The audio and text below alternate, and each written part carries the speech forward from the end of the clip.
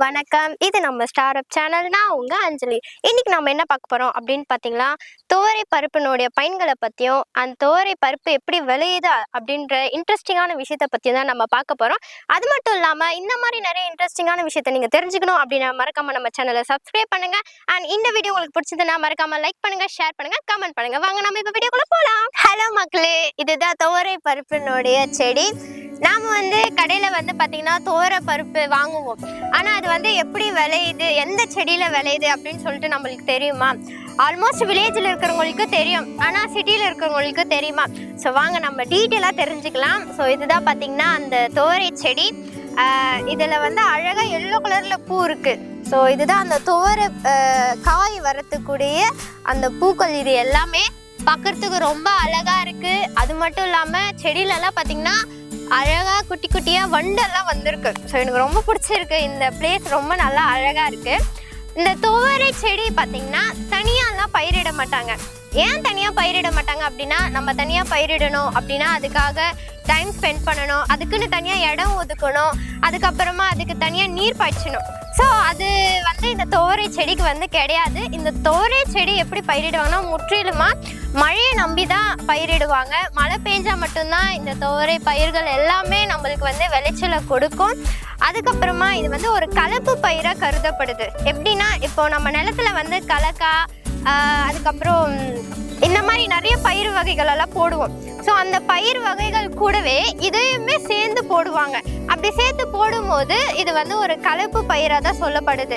அதுவும் இல்லாமல் நம்ம கலக்கா அதெல்லாம் போட்டுட்டு அப்புறம் ஒரு 3 மந்த்து தான் கலக்கா அதெல்லாமே வர்றதுக்கான டைமிங்கு. அதை எடுத்துட்டு அப்புறமே ஒரு 2 மந்த்து பார்த்திங்கன்னா இது நிலத்துல இருக்கும்.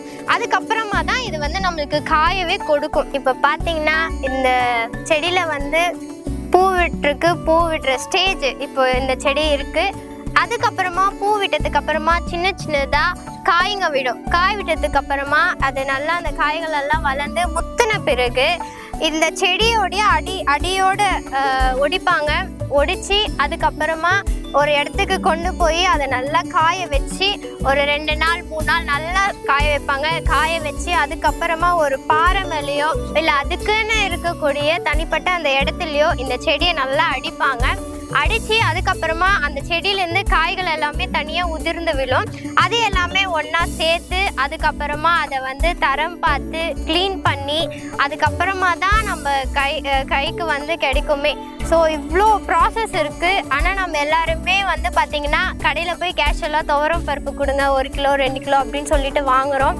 அது மட்டும் இல்லாமல் இந்த செடி விளைய வச்சு இவ்வளோ ப்ராசஸிங் ஆனால் இது எல்லாமே மழை இருந்தால் மட்டும்தான் நம்மளுக்கு பயன் கொடுக்கும். மழை இல்லை அப்படின்னா பார்த்திங்கன்னா நம்ம விதைச்சது அது எல்லாமே வேஸ்ட்டாக போயிடும். ஸோ விவசாயிங்க எவ்வளோ கஷ்டப்பட்டு ஒரு பயிருமே விதைச்சி அதை அறுவடை பண்ணுறாங்க. அதை அவங்க வெளியில் சொல்ல முடியாமல் நிறைய கஷ்டம் அனுபவப்பட்டு நம்மளுக்கு கைக்கு ஒரு பொருளுமே வருது. ஸோ நம்ம விவசாயத்தை நம்ம ரெஸ்பெக்ட் பண்ணணும். அது மட்டும் இல்லாமல் நம்மளுக்கு விவசாயிங்க ஒரு பயிருமே நம்மளுக்கு விதைச்சி தராங்க. அந்த உணவு பொருட்களுக்குமே நாம் மதிப்பு கொடுக்கணும். நாம் குழந்தைங்களுக்கு ஒரு பயிர் வகைகளும் உணவுகளும் கொடுக்கும்போது விவசாயத்தை பற்றியும் அதனுடைய முக்கியத்துவத்தை பற்றியும் நாம் சொல்லி கொடுக்கணும். நம்ம அப்படி சொல்லி கொடுக்கறதுக்கு மூலிமா நம்ம விவசாயத்துக்கு சப்போர்ட் பண்ணுற மாதிரியும் இருக்கும்.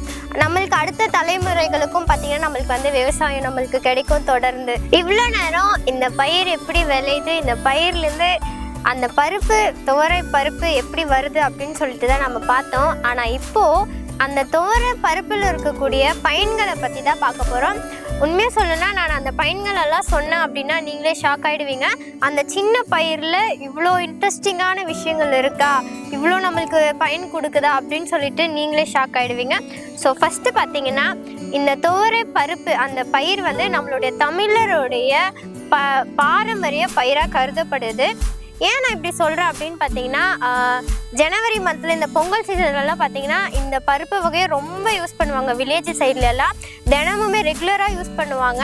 அது மட்டும் இல்லாமல் அந்த பருப்பு நம்மளுக்கு வந்து புரதச்சத்து நிறைந்த ஒரு பருப்பாக இருக்குது. நம்மளுடைய தமிழருடைய சமையலில் வந்து அந்த பருப்பு வந்து ஒரு முக்கியமான ஒரு பங்காக இருக்குது. இந்த துவரம் பருப்பில் நிறைய ப்ரோட்டீன் இருக்கிறதுனால உங்களுக்கு ப்ரோட்டீன் வேணும், என்னுடைய டெய்லி லைஃப்க்கு ப்ரோட்டீன் வேணும், நான் எடுத்துக்கணும் அப்படின்னா நீங்கள் வந்து துவரம் பருப்பை ட்ரை பண்ணுங்கள். அது மட்டும் இல்லாமல் சில பேர் வந்து நான்வெஜ் சாப்பிட்டு அதுலேருந்து ப்ரோட்டீன் எடுத்துப்பாங்க. பட் நான்வெஜ் சாப்பிடாதவங்க, நான்வெஜ் பிடிக்காதவங்களுக்கெல்லாம் வந்து இந்த துவரம் பருப்பு வந்து ரொம்ப உதவியாக இருக்கும். ஏன்னா இதில் நிறைய ப்ரோட்டீன் கண்டென்ட் இருக்குது. நம்மளுடைய டெய்லி லைஃப்பில் நம்ம காலையிலேருந்து நைட்டு வரைக்கும் நம்ம வந்து எனர்ஜெட்டிக்காக இருக்கணும். ஸோ அதுக்கு வந்து நம்மளுக்கு ப்ரோட்டீன் வந்து ஒரு ஹியூமனுக்குமே ரொம்ப ரொம்ப ரொம்ப ஒரு முக்கியமானதாக இருக்குது. இந்த துவரம் பருப்பில் உங்களுக்கு கண்டிப்பாக அது கிடைக்கும். ஸோ இதை ட்ரை பண்ணி பாருங்கள். இவ்வளோ நேரம் துவரம் பருப்பில் இருக்கக்கூடிய புரதச்சத்தை பற்றி தான் நம்ம பார்த்துட்டு இருந்தோம். அது மட்டும் இல்லாமல் துவரம் பருப்பில் விட்டமின்ஸுமே நிறைய இருக்குது. மெக்னீஷியம், சோடியம், துத்தநாதம், அது மட்டும் இல்லாமல் தாமிரம், இது போன்ற நிறைய வைட்டமின்ஸுமே இருக்குது. இது எல்லாமே நம்மளுடைய ஹெல்த்துக்கு ரொம்ப ரொம்ப இம்பார்ட்டண்ட்டாக கருதப்படுது. இவ்வளோ நேரம் துவரம் பருப்பில் இருக்கக்கூடிய புரதச்சத்து, வைட்டமின்ஸை பற்றி பார்த்தோம். அது மட்டும் இல்லாமல் இதில் ஒரு இம்பார்ட்டண்டான ஒரு விஷயம் இருக்குது. என்ன அப்படின்னா, சில பேருக்கு வந்து மலச்சிக்கல் ப்ராப்ளம் இருக்கும். அது எல்லாமே இந்த துவரம் பருப்பு நம்ம எடுத்துக்கிறதுக்கு மூலயமா இந்த மலச்சிக்கல் ப்ராப்ளத்தை வந்து நம்ம வந்து குணப்படுத்த முடியும். நம்மளுடைய டெய்லி ரொட்டீனில் நம்ம வந்து துவரம் பருப்பை எடுத்துக்கிட்டோம் அப்படின்னா அந்த மலச்சிக்கல் ப்ராப்ளத்தை வந்து நம்ம கொஞ்சம் கொஞ்சமாக க்யூர் பண்ணிட்டு வர முடியும். அந்த சக்தி வந்து இந்த துவரம் பருப்பில் இருக்குது. அது மட்டும் இல்லாமல் நம்மளுடைய நோய் எதிர்ப்பு சக்தியை வந்து அதிகரிக்கக்கூடியதாகவும் இருக்குது. நம்மளுடைய டெய்லி ரொட்டீனில் நம்மளுக்கு நோய் எதிர்ப்பு சக்தி அப்படின்றது ரொம்ப ரொம்ப அவசியமாக இருக்குது. நாம் இந்த துவரம் பருப்பை எடுத்துக்கொள்வதன் மூலமா நோய் எதிர்ப்பு சக்தியை வந்து நம்மளால் அதிகரிக்க முடியும். எல்லாருமே உங்களுடைய அன்றாட உணவில் துவரம் பருப்பை சேர்த்துக்கோங்க, உங்களோட ஹெல்த்தை டெவலப் பண்ணிக்கோங்க. ஓகே மக்களே, இவ்வளோ நேரம் வந்து துவரம் பருப்பு எப்படி விளையுது, அது நம்ம கைக்கு எப்படி வருது, ஸோ அதோடைய ப்ராசஸிங் என்ன அப்படின்னு சொல்லிட்டு நம்ம எல்லாமே டீட்டெயிலாக பார்த்தோம். அது மட்டும் இல்லாமல் இந்த மாதிரி இன்ட்ரெஸ்டிங்கான இன்னொரு வீடியோவோட உங்களை சந்திக்கிறேன். அது வரைக்கும் உங்களிடமிருந்து விடைபெறுவது அஞ்சலி.